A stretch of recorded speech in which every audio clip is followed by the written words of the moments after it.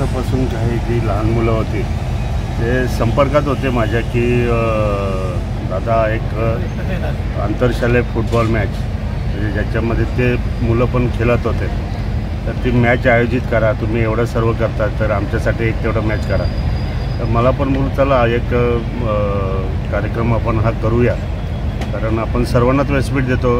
Cricket तर सगळीकडे गावगावात जय बघवते, क्रिकेटचे सामने भरवतात, परंतु ह्या गोष्टीकडे कोणी लक्ष देत नाही आणि म्हणून मग ते ह्या फुटबॉल प्रेमींना एक चांगलं व्यासपीठ मिळावं, आपल्या शिवसेनेसारख्या पक्षाकडनं व्यासपीठ मिळावं म्हणून शहर शाखेच्या वतीने आपण हा आंतरशालेय फुटबॉलच्या स्पर्धा आपण इथे आयोजित केलेल्या आहेत. जवळजवळ पूर्ण कल्याण आणि परिसरातून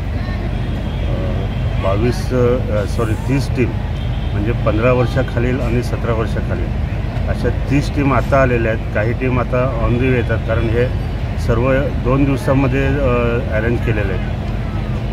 त्यामुळे थोडा स्पर्धेला वेळ होतो आहे, परंतु सर्व स्पर्धकांना ही संधी उपलब्ध करून देण्याचा प्रयत्न आम्ही एक छोटासा केलेला आहे आणि ह्या स्पर्धा आज आणि उद्या 2 दिवस चालणार आहेत.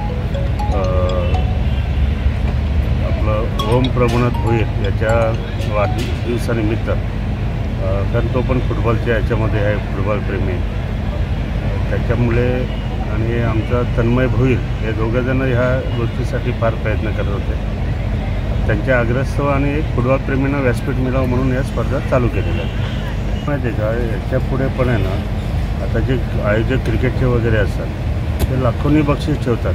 तर माझं म्हणणं काय की ह्या इतर ज्या गेम असतात, इनडोअर असतील आउटडोअर असतील, या दोन्ही ज्या गेम असतात, ह्या गेमसुद्धा आयोजन करण्याचा तुम्ही प्रयत्न करा.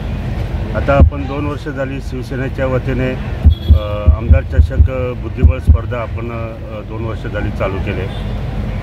आता हा म्हणजे फुटबॉलचं हे आपण चालू केलेलं आहे. तर कुठेतरी ह्या स्पर्धकांना पण व्यासपीठ मिळवण्यासाठी शिवसेनेचा प्रामाणिक प्रयत्न चालू आहे. जे दुसरे कोणी लक्ष देत नाही, पण शिवसैनिक त्या गोष्टीकडे आवर्जून लक्ष देतात. बाकीच्या गोष्टींसाठी पण आम्ही हळूहळू प्रयत्न करणार.